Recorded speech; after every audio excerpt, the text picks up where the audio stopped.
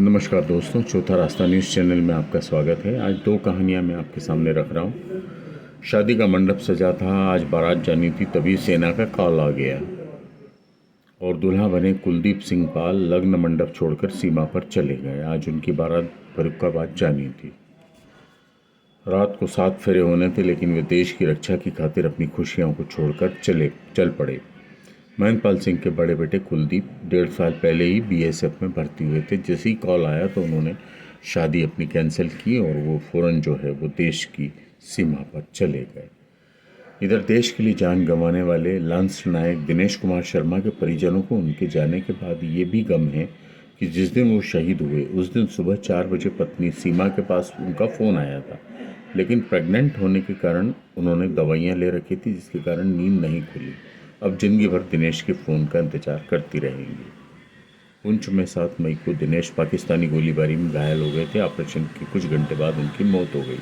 सीमा बताती है कि मेरे पति उसी दिन गुजर गए जिस दिन उन्होंने युद्ध में जाने के लिए सेना का प्रशिक्षण पास किया था। मैं अपने मायके पलवल में थी। उसी दिन सुबह उनका फ़ोन आया था।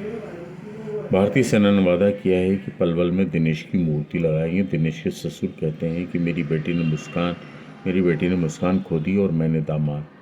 जब दिनेश को उनके गांव लाए तो 21 तोपों की सलामी दी गई। ये हमारी तहसील में कभी नहीं हुआ। पिता दयाचंद का कहना है कि मेरे सबसे छोटे लड़के ने भी 10वीं पास कर ली है। सेना को यदि उसकी ज़रूरत लगी तो उसे भी भेज देंगे। तो कुल मिलाकर ये जो कहानी है ये जज्बे की, ये हमारे सामने आई है कि किस तरह से जो है वो इन्होंने जज्बा बताया है।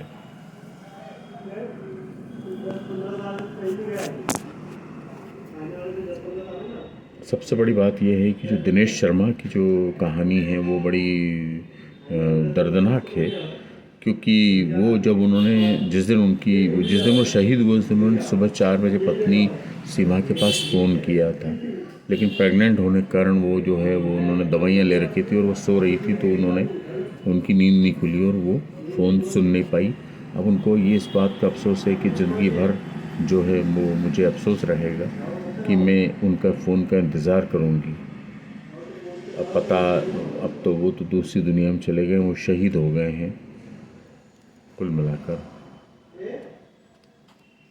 पुंछ में 7 मई को ये दिनेश पाकिस्तानी गोलीबारी में घायल हो गए थे।